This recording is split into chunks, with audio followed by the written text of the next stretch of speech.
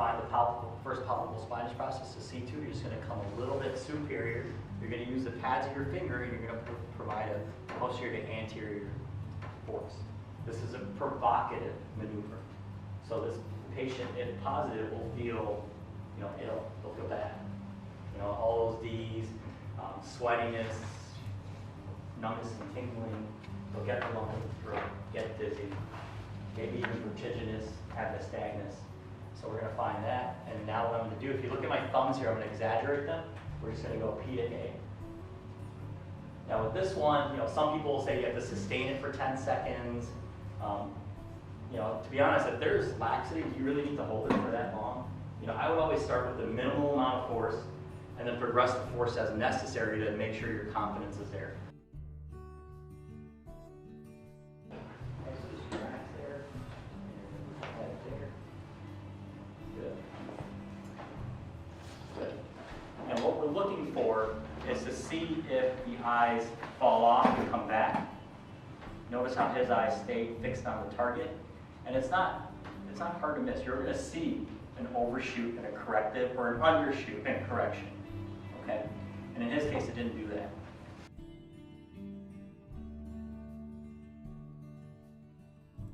Alright, so next thing I want you to do, I'll just look right here in the middle of my glasses. I'm going to cover up one eye, but I want both eyes here at all times. Very good. Yours did not do that. Okay, so what we look for is actually the eye coming down, okay, and drifting off, and up, and then correcting back onto the target. What speed that is? Get a metronome. Google has a free metronome, and you want to make sure you're within that pace.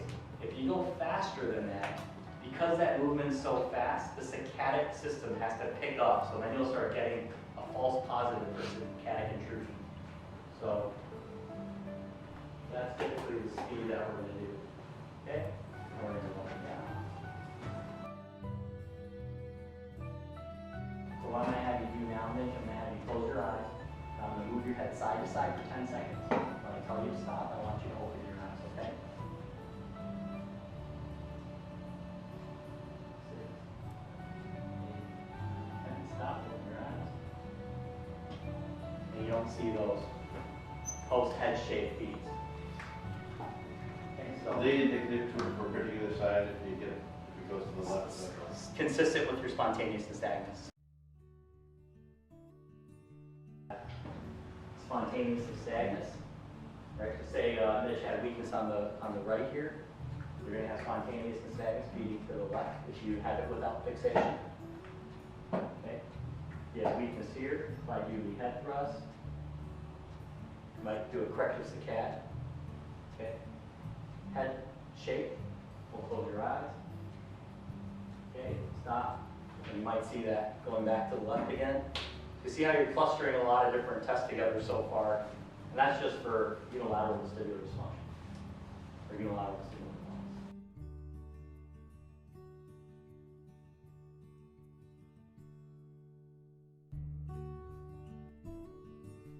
Okay, so on the count of 3, we're going to go ahead and lie down. Try to do this within 1 to 2 seconds, so pretty quickly. I want you to help me as much as you can.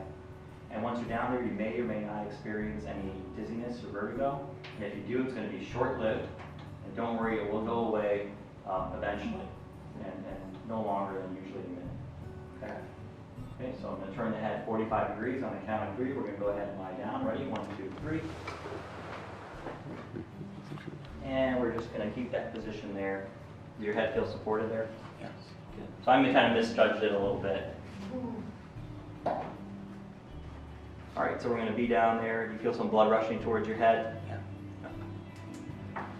Just kind of make note of that blood rush, because on the way up, they might feel a little bit of that pre-syncope or lightheadedness. But we're looking for an illusion of spinning or vertigo.